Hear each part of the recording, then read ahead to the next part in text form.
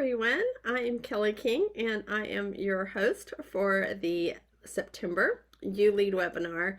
And I'm super excited. Today's topic, we're going to be talking about how to connect with the next generation, how to provide leadership opportunities for our younger women. And this is a topic that we get a lot of questions about at our You Lead events because women really do want to know, how can I get more women involved? How can I get different generations involved? And so we're going to focus a little bit today on that. I know that a lot of you are hopping on. We've got over 40 of you are on right now. And so we would love for you to open your chat section and just let us know who you are, where you're from. I also want to just remind you that the Q&A button down at the bottom of your Zoom, if you have a question for our panelists, feel free to hop on that Q&A section, and at the end of the webinar, we'll spend some time answering your questions. And we're just thrilled that we get the opportunity just to spend some time with you today. I want to give you just a few quick little updates, little announcements, because it does take a few minutes for everyone to get on. And so let me just give you just some Lifeway announcements, things that are happening right now. If you haven't noticed, our 2023 events have launched, and we are now talking about what's happening in 2023. So if you want to go to lifeway.com and go to events and go to women's events, you'll see where we're headed with our training events, our You Lead events, as well as our Going Beyond Live with Priscilla Shire, and our Lifeway Women Live, and our Glory events with Jackie Hill Perry. So we would love to see you at our events. We actually have a couple of events still left in 2022. The simulcast with Priscilla is coming up, and we're actually doing the live event in Baltimore, and so there's a You Lead in front of that. And we're also going to be in front of Glory event in Las Vegas at the end of the month. So there's still a few events still happening in this calendar year. We would love to see you at those events as well. So just so you know that. The big event that I really want to make mention of, because some of you may already be planning to come, but maybe you haven't thought about it a whole lot, is the Women's Leadership Forum that is held every November here in the Nashville area. The dates are November 10th through the 12th, and we will be in Hendersonville, where we normally are at Long Hollow Baptist Church. And it's going to be an incredible lineup with Jen Wilkin, Rebecca McLaughlin, Jennifer Rothschild, Courtney Doctor, Derwin Gray, Kelly Mentor is going to be leading a break. I mean, like, there's an incredible lineup of people coming.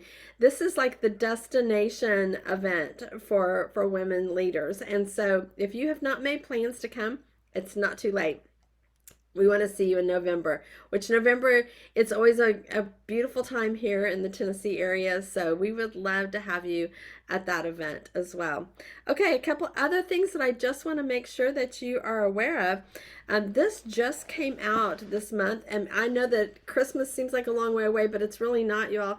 And this is the new Advent study by Lifeway Women. It's called The Wonder of Advent. And this year, for the very first time, there's videos that go along with the study. I'm also going to just make sure that you understand, like in the back of the book, there is a redemption code. So everyone has access to the videos. You don't have to buy separate DVDs. Everyone who has the book has access to the videos. Now, we've had some calls and people are like, how do I get the code? Well, the code, you have to scratch it off. Okay, so you scratch off the little silver part and that gives you your code.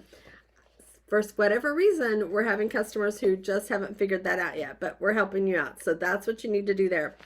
And some of you are probably already reading the fall issue of Journey, a devotional magazine. Michelle is the editor for this, and I'm so, so grateful that she is just doing a fantastic job with this particular devotional magazine.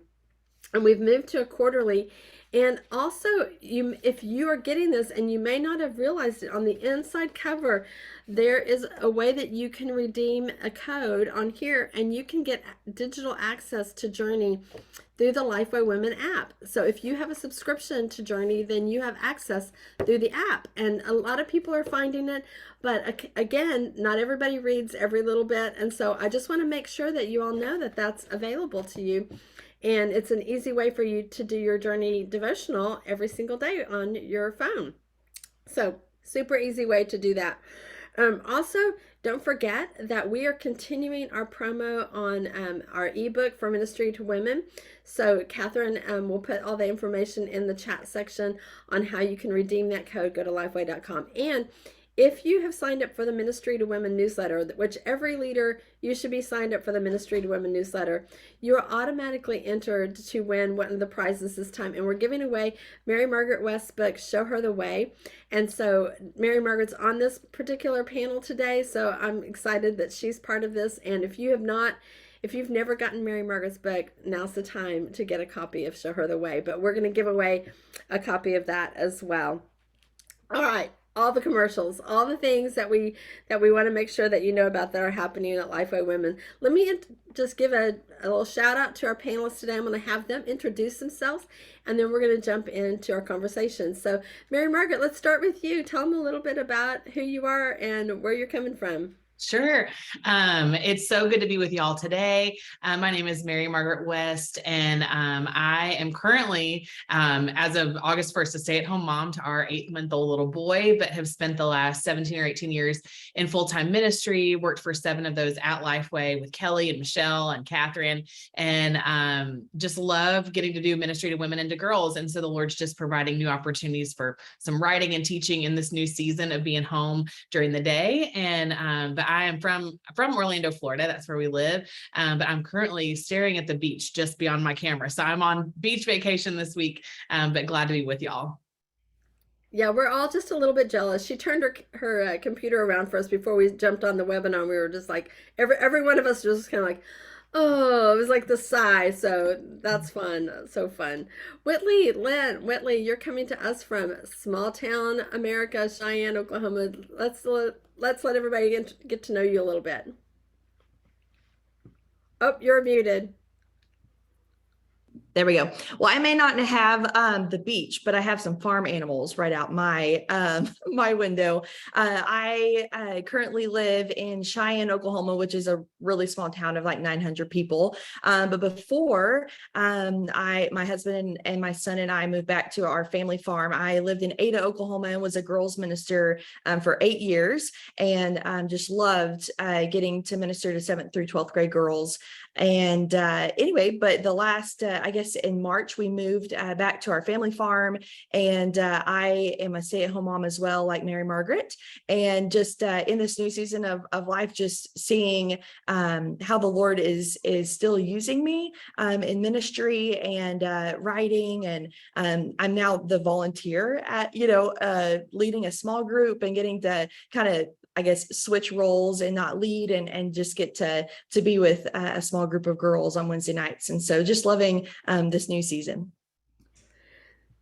Well, I'm so glad that you're with us. And sometimes we get a little bit of feedback from women who are just like, I feel like sometimes all you talk about are large churches. And so I think that it's good for us to consider, like Whitley, you're in a small community and dealing with, what it looks like to be a younger leader in a very traditional, probably church, a smaller church, rural church. So I think you're going to have some really good insight into that. And then Sherry Edwards is coming to us from Arkansas. Tell us a little bit about yourself, Sherry. Yeah, I'm so happy to be on here with my friends. I have learned so much from Whitley and from Mary Margaret as younger leaders. And so I'm excited to join them. I am Sherry Edwards. I live in Arkansas. I've been married to my college sweetheart for 34 years. We have 3 grown sons, a beautiful daughter-in-law, and most importantly, 2 precious granddaughters. And so we have so much fun with them. I currently serve as an adjunct teacher, ministry to women class at Ouachita Baptist University in Arkadelphia, which is where I am today. I'm about to teach my class after this panel. And then I lead a moms group. I've always had just a passion for serving moms. I was served as a young mom by an older women, and so the whole pattern of older women pouring into younger women is just something that I'm passionate about. So I'm happy to be here with this amazing panel today. Yes, I do think, Sherry, that you're going to give us some good perspective on just, when you talk about college students and hearing from them and really getting that kind of perspective from that Yeah. age group. So I think that's going to be a really important part of our conversation today. And I want us to think as we begin this conversation of just maybe what you've got someone in your mind that you're thinking of when you think of a younger woman. And so I want you to to feel like like this is like personal, like this is not just that out there kind of thing, but this is something that we all really want to reach our younger women. And so let's kind of keep that in mind. Like maybe you have someone in mind and thinking through that. But I do think that sometimes we put together some generalizations, and we're going to talk a little bit about that. But Whitley, I'm going to kind of start with you, and I want you to talk a little bit about let's just talk about the younger generation right now. So we have been talking about millennials for a long time, but we are now really into another generation of Gen Z who are now really like out of college and beginning to be part of our ministries. So Whitley, can you tell us just a little bit about Gen Z and maybe give us just some overviews of that? Kelly. Yeah, like you said, it's really interesting right now because I feel like just 5 years ago in youth ministry, we were just starting to talk about Gen Z. And then now all of a sudden they're in college, they've graduated from college, and they're in our women's ministries. And so we really maybe don't know a whole lot about them because we've been so focused on millennials. So I just kind of wanted to give you like a little Snapchat. Oh my gosh. Yeah, that's such a Gen Z thing to say. A snapshot of Gen Z. So Gen Z, they were I guess the years that they were born were from 1997 to 2012. So in this year of 2022, that makes them in the age range of from 10 to 27. So, I mean, the top Gen Zers are 27 years old. That's very removed from college. Just some characteristics about them. They are the largest generation on the planet. They are multitaskers, huge multitaskers. They can multitask 5 screens at a time, which kind of overwhelms me just saying that. But along with that is that they have a very short attention span, about 8 seconds. The experience, if they go to anything, if they are going to buy in, it must be meaningful to them. Entrepreneurship is in their DNA. You can see that with just startup companies, or they just like the part-time job they have, it might be just something they created. They have more relationships than ever. I mean, that just goes along with technology. They were able to swipe an iPad before they probably could talk. But they do have a lot more relationships, but they are lonelier than ever because a lot of these relationships are just through a screen or through social media. And then the last thing is they want to be involved in changing the world. And so I think for us as the church, that is an awesome thing to be excited about because I mean, the gospel is the thing that changes the world. So if we can just capitalize on that, they are really excited about just being the change of the world. If we could just kind of get them in the right mode for that. I think that's super helpful. And I think you really kind of centered on some real positive things about our younger generation, which I think sometimes we tend to think about negative things. And Mary Margaret, how is it like, what are ways that we tend to kind of just like make assumptions about a younger generation and we don't really give thought to just like who they are as individuals? I know even my daughter's just like, don't lump me in with that, don't categorize me as that. So how do we do that, but yet we see them as that generation?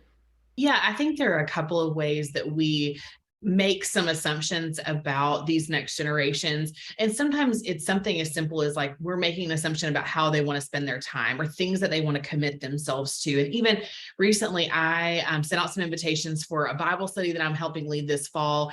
And there were some women that I thought of in my mind. I was like, oh no, she's too busy. She's already doing this. She's got this going on. And I had to quickly go, no, I need to let her make her own decision. I need to give her the opportunity if I want to, but then let her make her own decision based on her own schedule. And honestly, there were some women that I assumed would be too busy or have too much going on that said yes. And so I think that's one way that we make those assumptions. And another way, like you mentioned, Kelly, is just these broad generalizations that we make about groups of people. We'll say, well, all of these women or all of this generation or all, we make these big statements so often and we don't even realize we're doing it half the time, that I think and I think sometimes we just have to pause and go, who am I talking about? What is it I'm either frustrated about or making an observation about?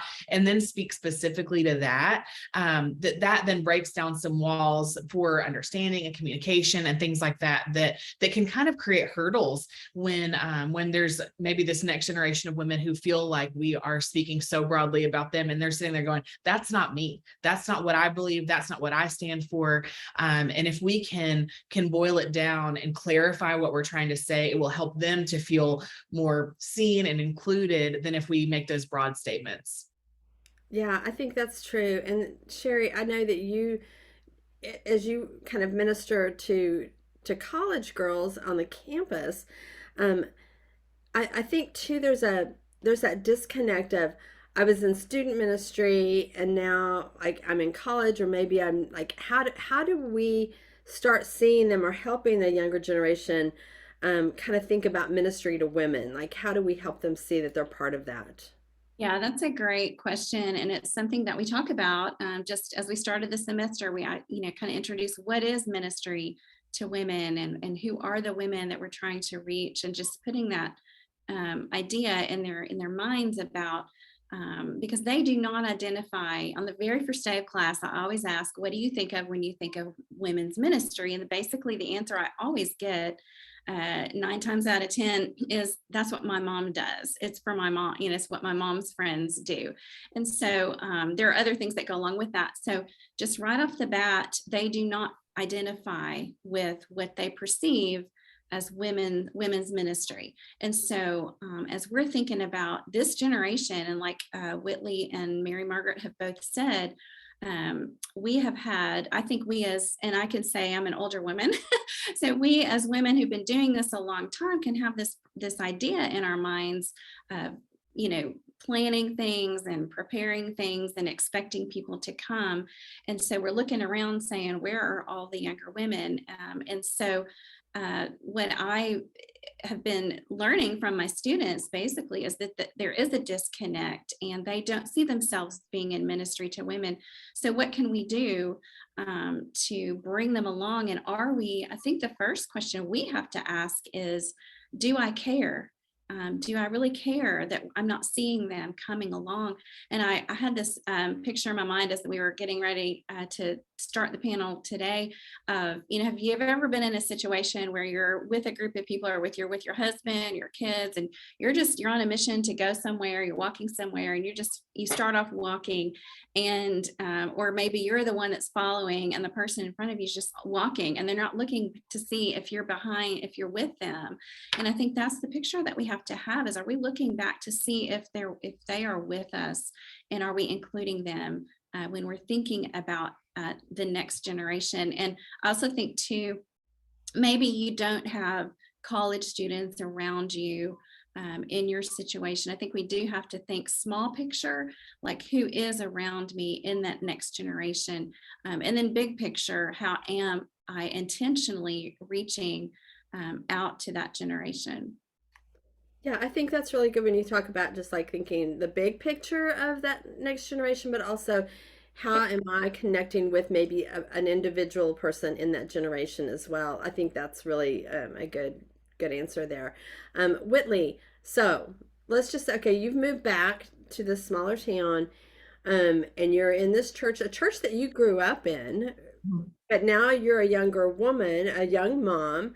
Your life is a little bit different. And how, so I think the question that women want to ask is like, how do we connect to you? How do we involve you? What are some ways that we can do a better job of asking you to lead? Sure. So, like Kelly said, in March, I moved back to my hometown into the church that I grew up in, and so excited, just about to get involved. But when I got there, I was like, oh my goodness, it was a little bit of a culture shock.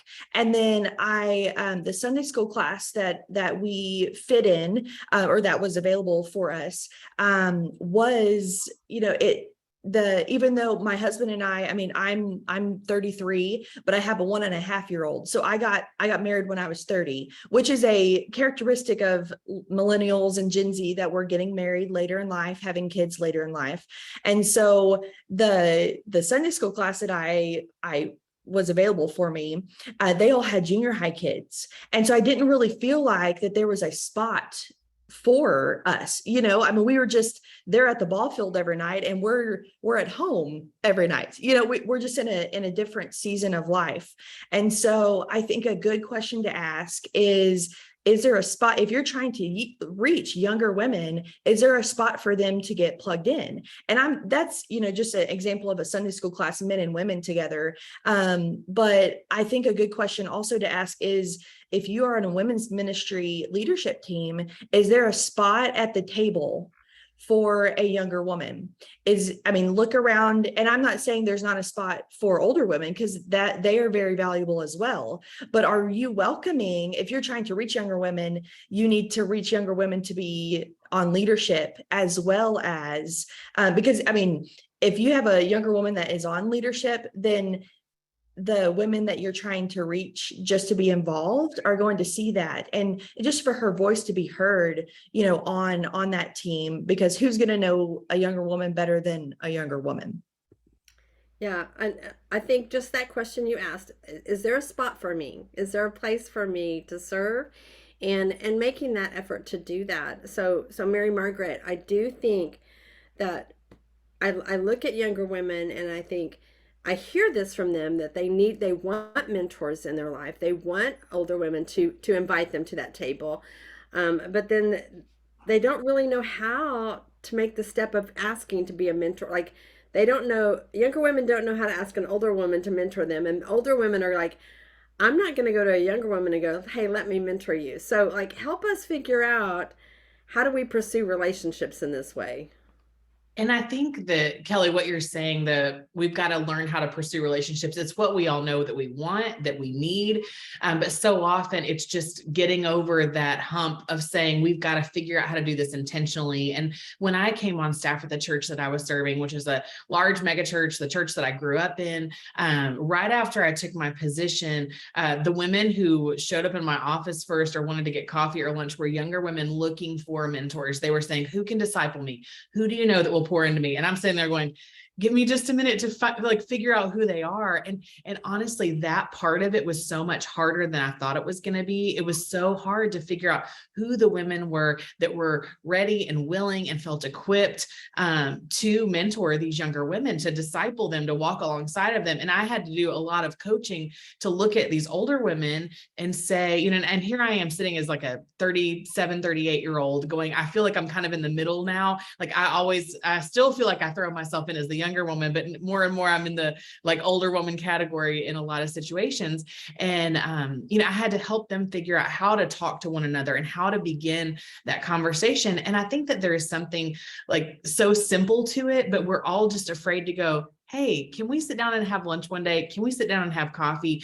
What if we did this more often? And I think that that's where it can come from either direction. It can come from the younger, it can come from the older, but we've just got to create moments and opportunities for those things to happen and to help both sides of the equation of those women feel equipped and ready to be a part of that relationship. And I've seen a lot of churches have really effective mentoring ministries where they intentionally pair women up, where you are kind of in a more structured situation for a period of time and they walk through curriculum together. And then I've also, more of the ones that I've been a part of on both ends of the younger and older have been these more organic conversation driven, accountability driven relationships, a lot of which I pursued myself because I just wasn't afraid to ask. But more often than not, women are either afraid to ask or they're afraid to be asked. And so I think we have a responsibility to help tie those two groups of women together as best we can and encourage them just to say, hey, if there is somebody that the Lord is putting on your heart, ask.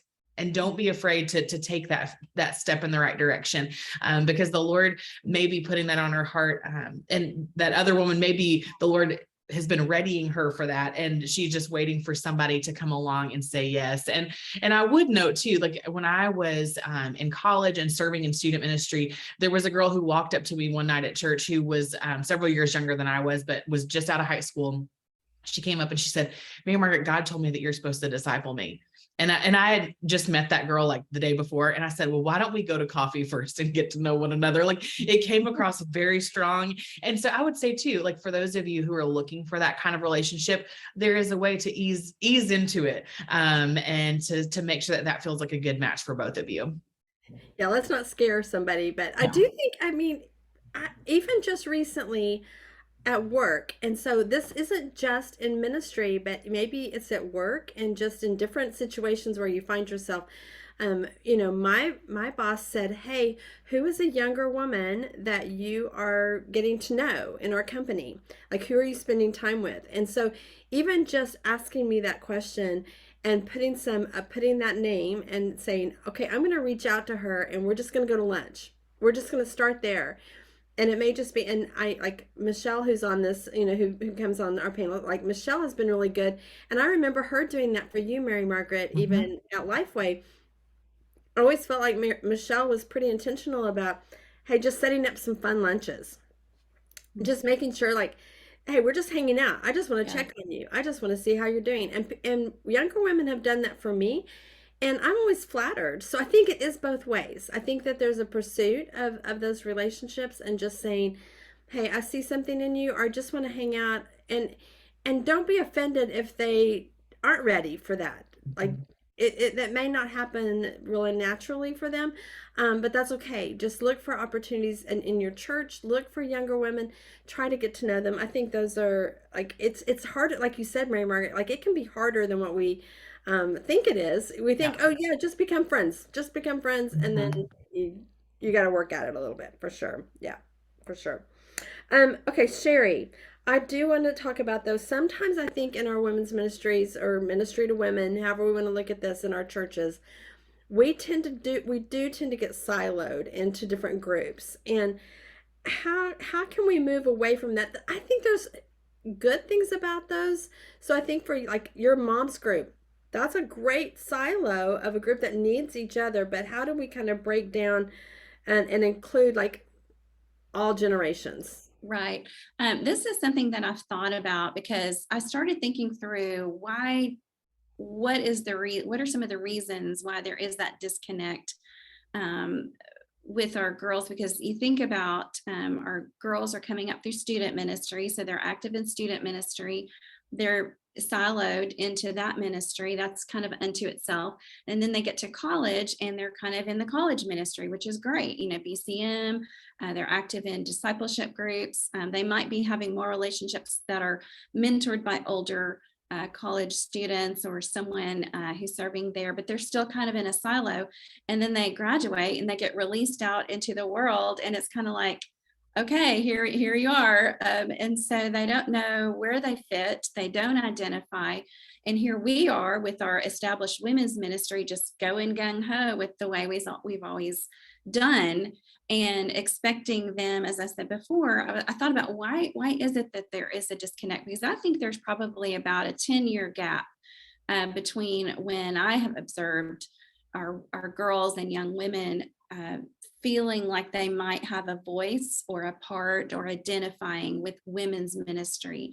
And so I think about how can we make some efforts to bridge that gap earlier. And so what we've been trying to do, and I serve alongside some women in my state as well. We've been trying to bring some of our girls ministry leaders. Some of our churches have girls ministry leaders. We've been trying to bring in our college young women to bring them in our teams to not just get their input but also to mentor them as well. As we were just talking about, there's just some great opportunities. They want it, they are seeking it. And I think another thing is kind of kicking back to the mentor thing. I've had that conversation come up multiple times in the circles that I'm in. And I really kind of feel like my generation and maybe the ones ahead of me a little bit, we can kind of get into that mindset of, well, I've done my part, I've done my time, I've served, I don't really have interest, and I don't really have anything to invest, and I don't really have anything to offer. And I think that that can be a selfish attitude. And so I kind of want to just point my finger at my generation, honestly, and say, hey, that goes back to that caring. Do we really care? There another statistic about the Generation Z, especially, and also millennials, we're losing them. And so if they're finding community somewhere, and if they're not finding it at the church or with other women in the body of believers, they're finding it somewhere else. And so I think that those are some intentional ways. Bring these women into our teams, like we said. Really care about the things that they care about. Ask them questions. We talked about the assumption piece earlier. Mary Margaret was talking about, I have a young 30-something gal that she works full time. She has 3 kids, and she's never been invited to serve in any capacity in the women's ministry because it was just assumed that she wouldn't have time or that she was too busy. And she said, I would love to serve, and nobody's ever asked me. And so I just think we have to open our eyes. We have to notice.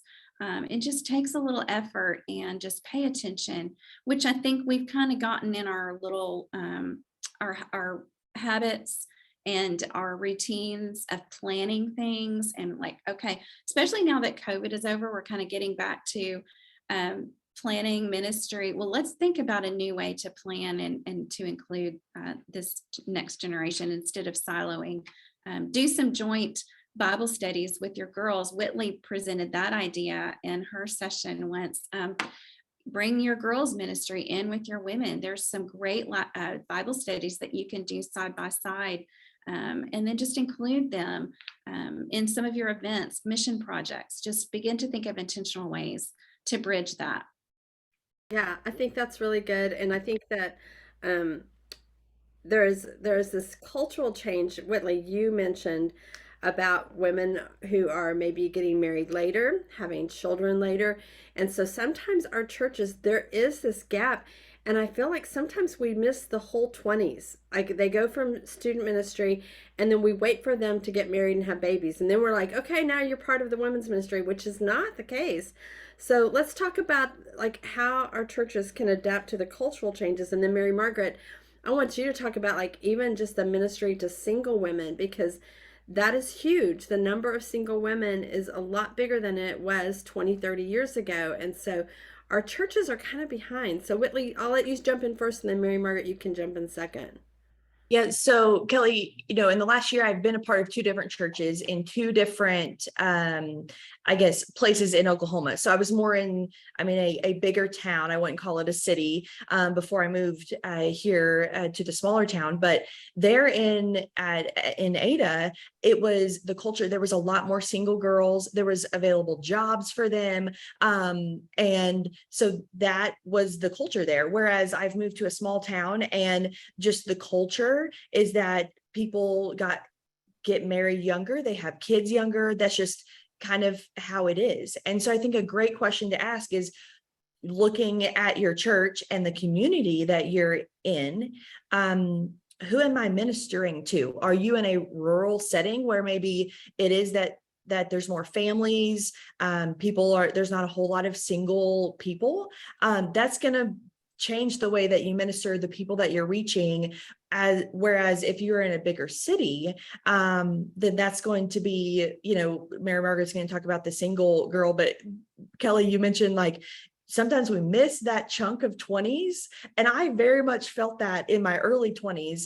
I was on staff at a church, but I didn't feel like that there was a place. If I wanted to go to a Sunday school class, there wasn't a spot for me. And I felt like a lot of times the church, we miss that that age group because we're waiting on them, like you said, to get married and we maybe put too much value on, oh, your relationship status or you're married or you have kids. Whereas, man, single girls, we can be so the Lord can use you in that single season. I'll get off that and let Mary Margaret talk about that in a second. But a couple of other things is man, another question, how can we come alongside women of all ages? Like, I mean, we're talking the elderly to, the young adult who has just started her first job, and encouraging them in the gospel. Like that's what this is all about. And so just asking those questions, like, who am I ministering to? I think also a group of women that we often kind of look over as the single mom. And that covers cities to rural communities, that they are in every church. And so how can we minister, and what do they need? That's another question. What do they need? The Tuesday morning Bible study at 10 a.m. was a blessing for me when I first became a stay-at-home mom. But when I was in ministry and working, I could not go to that Bible study. So making sure that we have different options and different times. Also for the single mom, it's going to be childcare is huge. Like you're going to have you're going to have childcare to be able to minister to that single mom. Yeah. And, just standing on, like, just building on top of what you were saying, Whitley, there are so many women that are single now, whether they are single, never been married, whether they are divorced, widowed, single moms, women who have been married, but are either divorced or widowed and have no children in it. They represent different pockets of needs, different feelings towards ministry and ways to get involved. And a couple of those that come to mind for me, like one of my best friends' mother-in-law has been a widow for like the last 10 years, I believe. And, she's got grown kids, grandkids, but when I was serving on staff at our church, she looked at me, she said, I just cannot figure out where I belong. She was like, because I still am friends with all these couples that my husband and I were friends with for so long and raised our kids with. She was like, but I don't feel like I fit there. And I don't feel like I fit with, the group of women who have gone through divorce care and, have some baggage that direction or things like that. And she was like, she just was so struggling to find her place. And it was hard for me as the women's ministry director to figure out what that looked like without everything that we were doing becoming so niche, to where it felt like we had so many different tiny things going on. But it's very challenging to try to look at the landscape of single women in this day and age and figure out how to best meet their needs without sitting down and asking them questions about what the things are that are most important to them, how you can begin to make sure that those groups of women are represented at the table when you're, building a team, when you are planning an event, when you are thinking about ministry strategy, that they have a voice in there too. And I think when you look at the landscape of your church and you look around and see, like, we have a lot, and just take an observation and say, if you have a lot of widows in your church, maybe even that range in age, because that's what I have another friend who is in her late 30s and it has been a widow for the last few years. And she doesn't fit in most of the widow categories of things. And they had no children. And so she doesn't fit into the single mom category. And so in some, it just can be super challenging unless you sit down and say, how can we best come alongside of you? How can we support you? And try to find a place where you can meet in the middle, even if there's not a specific group of women that have the exact same situation as them. But I think too, with the marrying later piece too, that's its own unique piece of ministry that's unfamiliar to a lot of older ministry leaders, because a lot of the older ministry leaders that I've come across, got married right out of college or right out of high school. And that's all that they've ever known. And so they've never lived life as a single woman to know what it's like to be in those shoes. And for me, getting married at 33, I had a little bit of perspective on that. But we've just got to be good listeners and good connectors of women and communicators of what it is that's going on, what the needs are. And the last thing I'll say on this is probably the best thing that I did when I stepped into my role as women's ministry director. And granted, I was at a large church, but I sat down and met with 4 different groups of women that I wouldn't say I handpicked them, but I hand invited them to be a part of these focus groups where we just said, I just asked them a ton of questions, took a ton of notes, and just let them talk about what the needs were, what the gaps were in ministry, where things were good, and just let them have the conversation. And the things that I learned from those 4 meetings with women of just going, these are random women, but they represented the different ethnic backgrounds in our church, the different ages, life stages, all of that. And when I just got to sit and listen rather than trying to go head first with just the things that made the most sense to me, it really gave me a different perspective on how to lead ministry. What you said, I think if every leader could do that, Mary Margaret, if they could just like maybe set aside some time to just maybe bring in some groups of different women, because even like you mentioned, even like single women, we can't just lump single women into a group and go that single women are all the same, because their ages are different, their stages are different, their life situations, circumstances can be completely different. And like it could be a widow situation, it could be a single mom situation, it could be someone who just graduated from college. So I think what you've said of just like pulling together some women and listening really well to just saying what are like, how do we help you connect, and how do we, kind of And make if that. can I throw one more thing in there too that's super fast, is don't look, the thing that I've seen happen so many times that feels like the train wreck that you can kind of see coming sometimes, is when somebody will go, well, you can serve in kids ministry. Like that seems to be the like catch-all of going, well, if you're looking for a place to find friends or to build community, meet other people, come serve with kids. And that is not everybody, that's not everybody's thing. And that's okay. But like, we need to stop ourselves before we again make some of those assumptions, blanket statements, and think that everybody wants to serve in kids ministry, because they don't. That is true. We need them. We need lots of Yes. ministry workers, but yes, absolutely. So Whitley, one of the things when we were kind of planning for this webinar, you talked a little bit about hospitality and just even opening your home, because you were noticing younger couples who weren't really engaging in church any other way, but you said, I think I could have them over for dinner. And like you just noticed like people weren't doing that. So talk a little bit about just the importance of hospitality and opening our homes. Yeah, Kelly. So I feel like one of my spiritual gifts is hospitality. I love the hospitality. I love to get people connected, and I love having people. I love to cook. I love to have people in my home. And so, like you said, when I moved here, we came from an awesome, close-knit home group, of people our age and our kids' age. And so we were really looking to get involved. And I looked around and I was like, oh my goodness, like they're just the people who are those people that were our age and had kids our age, they weren't involved in a Sunday school class, but they did come to what I call big church or, service. And so I'd already kind of noticed these people. I thought, okay, well, we've got to get them involved. And so I'm just gonna, like, it's easier, I feel like, to invite them. Plus I didn't know them, and so I thought, well, if we just have them in our home and have dinner, then it'll come up, and then we can just invite them. And it was awesome because our pastor had noticed the same thing. And so he had just approached us about starting a new class for these younger adult families. And so I thought, well, what's better like to have them in our home? And so I have a friend who also really loves hospitality. And she kind of defines it as, she had a little note on her windowsill. And I was at her house the other day and saw it. And anyway, and so she just describes hospitality as making room for others. And so whether you feel like this is a spiritual gift of yours, or you don't like to cook at all, I feel like we all can show hospitality in just making room for others, welcoming them into your life. And so whether that is opening up your home, or it's just making time in your schedule to meet up for coffee, or just, I feel like a lot of the couples that we reached out to, they just had not been asked to join like a group, and it was just a very simple, like, hey, we're starting this new group, or, like, would you like to come?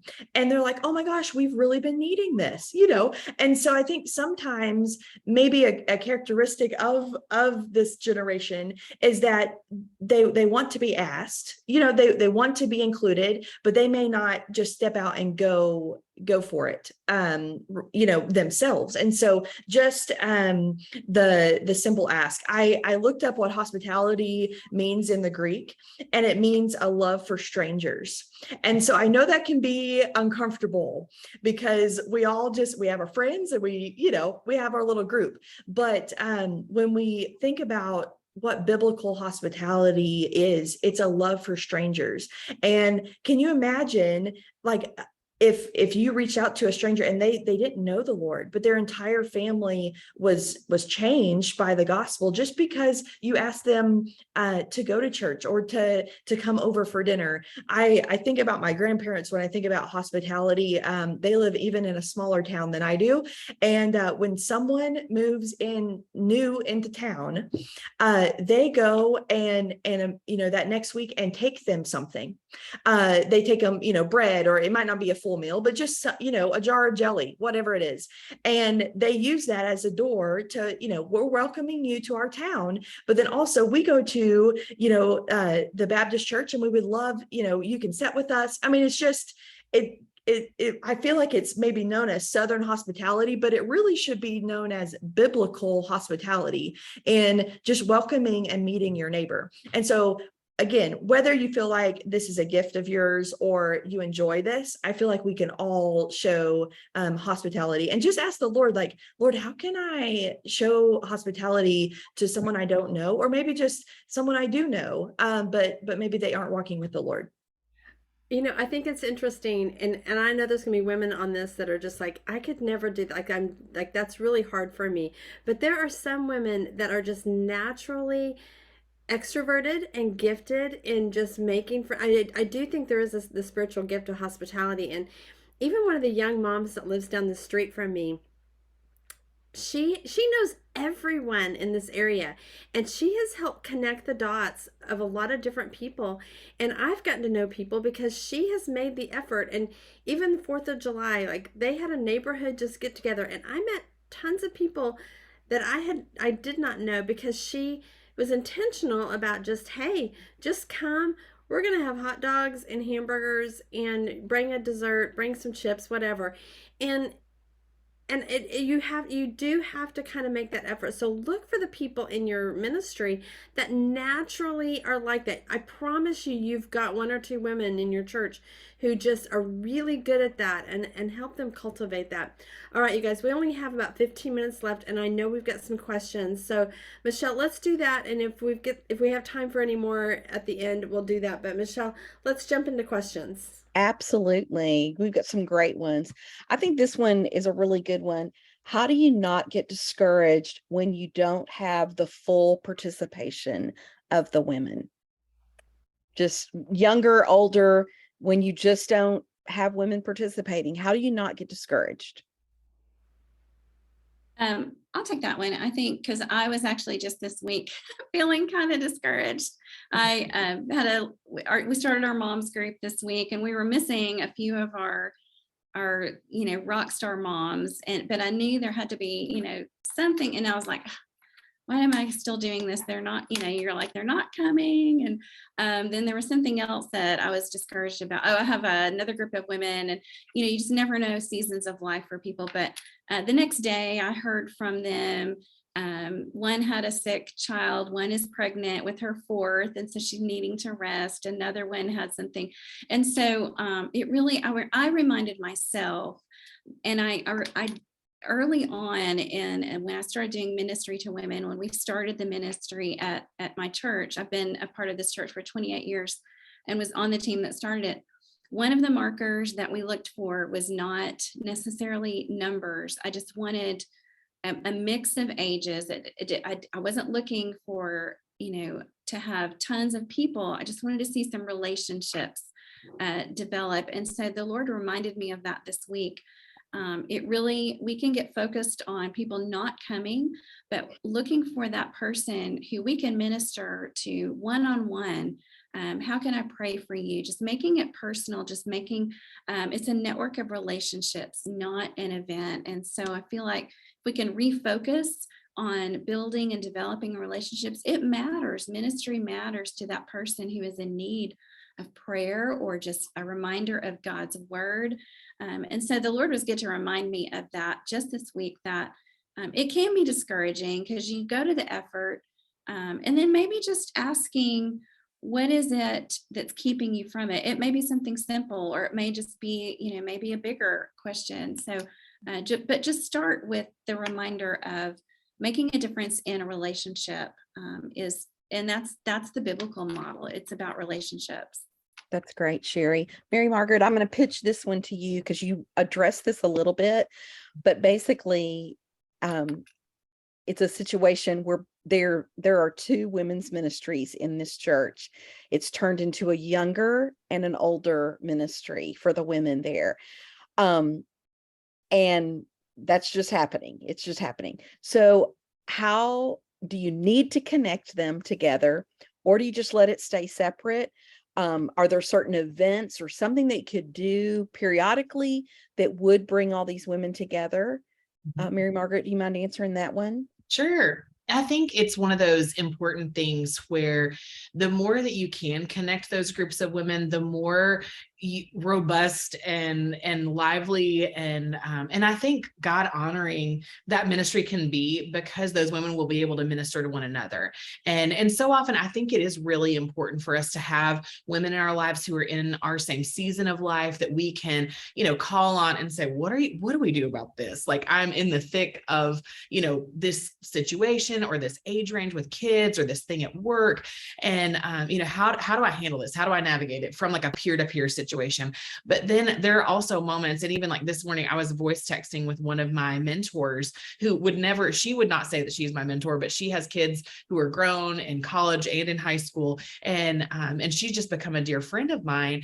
But I'm like, there are things that I go to her for that I'm like, hey, I have no idea what I'm doing. I need some help. And I think we've got to have both types of relationships. And so I think in your church, if you can help those women see their need for one another, but also, together as two different age groups of women, but also stress the importance of them having those peer-to-peer relationships. I think you could really see something beautiful happen, whether it's an event or a dinner that you connect over, just to say, hey, let's all get together. And maybe even if you pull in some women from both to kind of brainstorm and see what that might look like and see if they're open to it.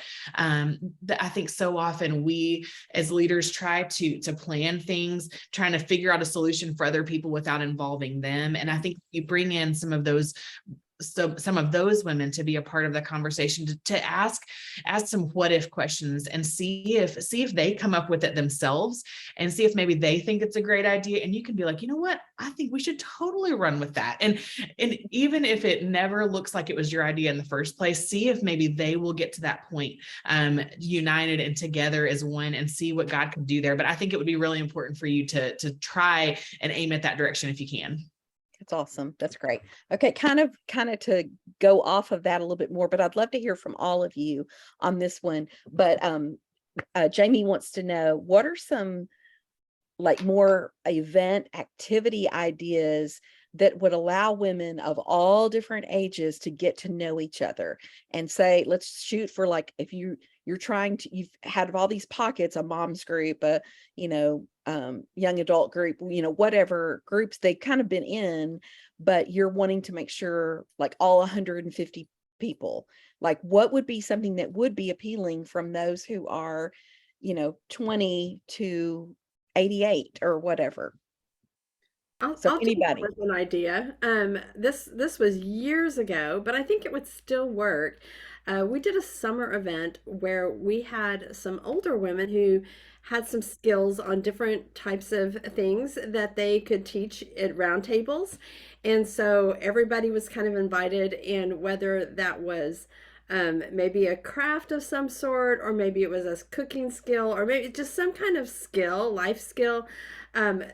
It was just a fun event. And then you could also have younger women who you could actually do something on social media and say, okay, I would love it if someone was like, here's how to do a TikTok video, Kelly. Like, I don't know, but I'm just saying maybe there's some ways that you could offer some life on life type of things, and maybe do some activities like that. I think women love to just play together sometimes, and to do something that's that they do just need to get to know each other a little bit. We did an event a few weeks ago, kind of our fall kickoff event. We did not bring in a speaker. We had some testimonies of different women, but we also just we mixed people up at different tables, so you didn't sit with just the women that you came with or the women that you knew. And it was fun because we had high school girls all the way through senior adult women, and they were being mixed up into different groups, and that was a lot of fun, and they seemed to really enjoy it. So that's my idea. Anybody got some others? We had one of our churches in our area just I guess it was, what is today, Thursday, just last night. They had an event called At the Table, and they've really been trying to move away from not necessarily bringing speakers in, like you said, but just really utilizing the women that are already there. There's so many women that are capable of sharing. And I think that's another issue is we have women who think that, oh, well, I'm not a speaker. I don't have a big platform or anything. I don't have anything to say. And so we're trying to encourage women, ordinary women in your everyday lives. We can learn from one another. But this church had an event called At the Table.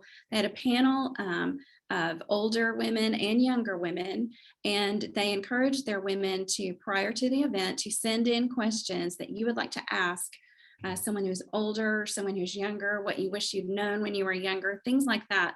And it was really geared to bridge bring women of all ages together. And they really did a great job. They made it really fun. And it was just a success. Another thing that another friend has done is they've had, we were talking about having gatherings in your home. They had a large event called Better Together, like a couple of years ago. And then this year in the spring, they broke it out into small groups, and they had it at several different homes, and they had a Better Together event. And so the women had more one-on-one, and they mixed up the ages. And I think those are great examples of, it just takes a little thought and planning and effort. Yeah. And I think something as simple as, one thing that comes to mind, we did a big Christmas event last year, and much like what you're saying, Sherry, I interviewed 3 different women from 3 different generations represented our church, one of which was our pastor's wife, and everybody loved hearing from her. And nobody knew that she was actually going to share that night. And she's not even one who normally does things like that. And everybody said, how'd you get her to do this? And I said, I asked her, and she was so willing to kind of share her story. But I paused early on at the event, and I said, okay, I'm going to throw some questions up on the screen. They were simple, like Christmas questions about, like, what's your favorite Christmas movie, favorite Christmas tradition. I could not get them to stop talking. They just, I think sometimes we just have to give them the opportunity. And the 2 things that happened that night that I got so much feedback on, well, I had the literal feedback of them talking during the questions. And then at the end, I just said, if you feel led, would you turn to a woman near you and pray with her before we wrap things up? And there were the feedback that I got on just giving them the opportunity to pray with somebody that, for some of them, they didn't even know, was huge. And sometimes we feel like it has to be so programmed. And then sometimes if we just do something super simple, women are initiators a lot of the time, and they'll do it on their own. Going off that, Mary Margaret, this summer, so, again, smaller church, I don't even know if we have a women's ministry budget. I mean, our women's minister is a volunteer. She's the secretary of the church, but then she volunteers and leads our women's ministry. And so we have, senior adults all the way, down to young moms. And so, but something that she did this summer was we had a prayer night, and we met at the park underneath the shade tree, and we all brought a sack. I want to say lunch, but it was supper, I mean, there was literally no budget. I mean, we didn't spend any money, and we just gathered and we visited while we ate supper. And it was just, I mean, you had all generations there, and it was the sweetest time because at the end, we just, we had a prayer request sheet from the church that we've been praying for. And then we also got to share personal things that we would like to pray for. And we just gathered together in prayer. And I tell you, it was one of my favorite things this summer, and I got to know some older ladies that I, and I mean, I knew them, like, I mean, I grew up in this church, so I like knew who they were, but not like, I mean, we shared intimate things, like real life things that we're going through. And so anyway, that doesn't cost any money, and anyway, it just was an awesome time. That's great, Whitley. The common theme that I heard through all this, I think a lot of times we think, okay, we're going to have a women's event and invite all the women, but they come and they hear a speaker or they worship together, but you don't have all the things you described talk really specifically about ways to help women interact and talk to one another and pray together. And I think that is key for really bridging the gaps in between generations, is honestly just having open dialogue and conversations and realizing how much you have in common, and just the fulfillment and the joy that you sense when you do have these multi-generational relationships. There was one final question here that somebody had sent in about, what do you think about, I'm gonna answer it really quick, I think, because we're almost out of time, but y'all can pitch in on this too. What do you think about sending out surveys to the women in the church, if that would be helpful or not?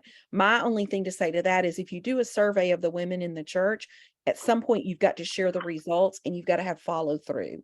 Yeah. If they're going to make suggestions, they need to know that what they suggested and whatever they answered on that survey, that you really are listening. Would anything y'all want to add to that?